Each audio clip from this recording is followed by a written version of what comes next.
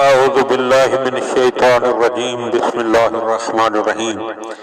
Live نہج البلاغہ کے زیر عنوان جزیرہ خضرہ میں ان صاحبان کے واقعات کے جنہوں نے حضرت حجت ابن الحسن علیہ السلام کی زیارت کا شرف حاصل ہوا، اور ان میں سے 10واں واقعہ سید حسن ابتہی نے اپنی کتاب ملاقات با امام زمان علیہ السلام کی دوسری جلد صفحہ نمبر 242 پر بیان کیا ہے۔ وہ فرماتے ہیں کہ مرحوم آقا سید شیخ محمد کوفی ہمارے زمانے کے اہل معنی علماء میں سے تھے۔ وہ فرماتے ہیں کہ ماہ مبارک رمضان المبارک کی 19ویں رات تھی۔ میں نے دل میں ارادہ کیا کہ 19ویں اور 21ویں رمضان المبارک کی رات کو مسجد کوفہ میں شب بیداری کروں گا۔ وہ دن حضرت امیر المومنین علیہ السلام کے ایام عزا بھی تھے۔ خیال کیا کہ ایک کونے میں جا کر آن حضرت کے مصائب کے بارے میں غور و فکر کر کے عزاداری کروں گا۔ لہذا 19ویں کی رات کو مغرب و عشاء کی نماز میں نے حضرت امیر المومنین علیہ السلام کے مقام پر ادا کی۔ اس کے بعد ارادہ کیا کہ ایک کونے میں بیٹھ کر روزہ افطار کروں، اس لیے مسجد کی مشرقی جانب روانہ ہوا۔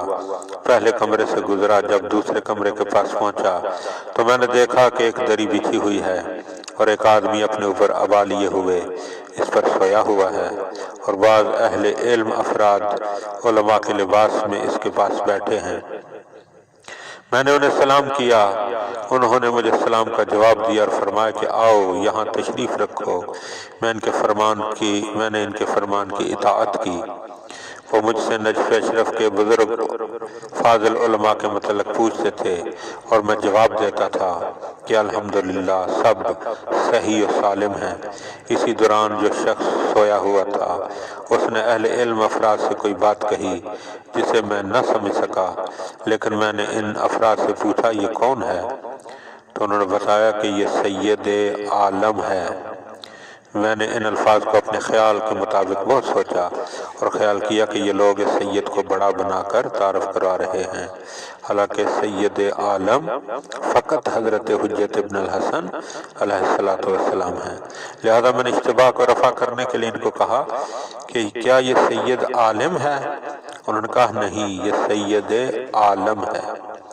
میں ان کے بعد خاموش ہو گیا، لیکن جب ادھر ادھر نظر کی تو مسجد کے در و دیوار اس قدر پر نور دکھائی دیے کہ مسجد کی بتیاں یوں معلوم ہوتی تھیں جیسے آفتاب کے سامنے چراغ روشن ہے۔ اس وقت اس معمم سید نے پانی طلب کیا۔ فوراً ایک آدمی پانی ہاتھ میں لیے ہوئے حاضر ہوا۔ اس نے تھوڑا سا پانی پیا اور باقی بچا ہوا پانی مجھے دیا۔ میں نے عرض کیا کہ مجھے پیاس نہیں ہے۔ جو شخص پانی لایا تھا اس نے میرے ہاتھ سے پانی کا پیالہ پکڑا اور غائب ہو گیا۔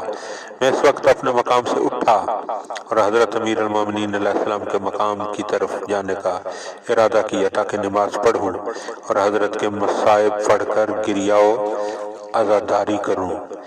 ان اہل علم افراد نے مجھ سے پوچھا کہاں جا رہے ہو؟ میں نے اپنی نیت سے آگاہ کیا۔ انہوں نے مجھے فرمایا بارک اللہ و مرحبا۔ میں اس مقام کی طرف گیا جو یہاں سے صرف چند قدم کا فاصلہ تھا۔